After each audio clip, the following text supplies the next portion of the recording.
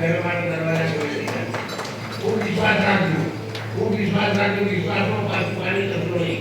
અને એ ભક્તિની લાઈનમાં આવો છો એ સનાતન સત્ય છે. અને એક વખત આપણે ગરીબ બોલ્યા અને એક વખત સમરીની ડુંગળી ભગવાન આપણે આવશે. ખબર તો આ ઘેર લેવાના ઘેર રહે અને શિલાડાનો અમોજ એક કોમન ચાલશે ને એ દાડે પણ તમારી ખબર લેશે અને લેશે. આ આશ્રમનો સત્સંગ, આ આશ્રમનો પ્રસાદ, આ આશ્રમમાં થયેલા સંતોના દર્શન દરરોજ ભગવાન તમારા લેખે લે અને તમારા બધાનો જન્મતા થાય એવી ભાવના સાથે ભરતભાઈ અત્યારે જાય છે ત્યાં એટલે એમને સફળતા માટે ઘેર બોલાવો બરાબર. રામદેવી મહારાજ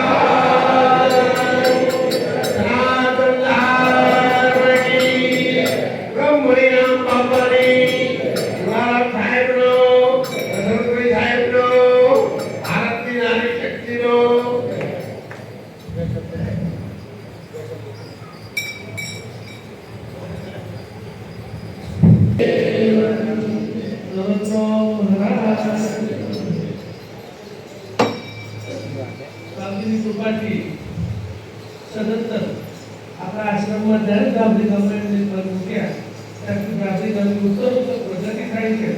અને મનોન્તે પ્રાર્થના કરી છે ગામથી અમારા ગામ ઉપર એવા જ આશીર્વાદ રાખજો. હજી અમારું ગામ આગળ થાય અને આપણું નામ ખૂબ વધે.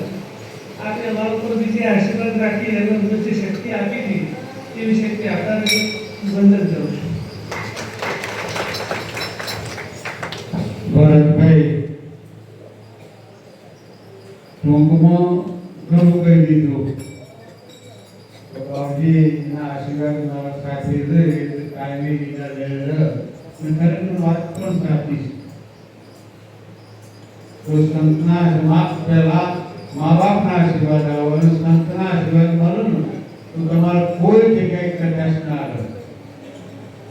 અને ગુરુજી આપણને ચોખ્ખા શબ્દોમાં કહે કે તમારે આત્માને ઓળખાણ કરવી હોય, મનનો વેરભાવ દૂર કરવો હોય, એ પહેલા પણ કહ્યું તો મન છે ભટકતું બધે દૂર કરવું હોય તો ગુરુજીના ચરણોમાં જવું, ગુરુજીના હૃદયથી આપણને આશીર્વાદ હાથ ઊંચા કરીને આવે ને એ આશીર્વાદથી આપણો બધો બળતો થઈ જાય અને આપણા અંદર પ્રગટ ગણતરો રમતા થઈ ગયા. તો બાપે રોમો પીને તમે તો રોમો તમે કૃષ્ણ તમે આ જો ઓળખવાની ને તો જોઈ બીજા જવાની જરૂર નથી. બાપા જેમ જે બાપા કહેતા કે તારા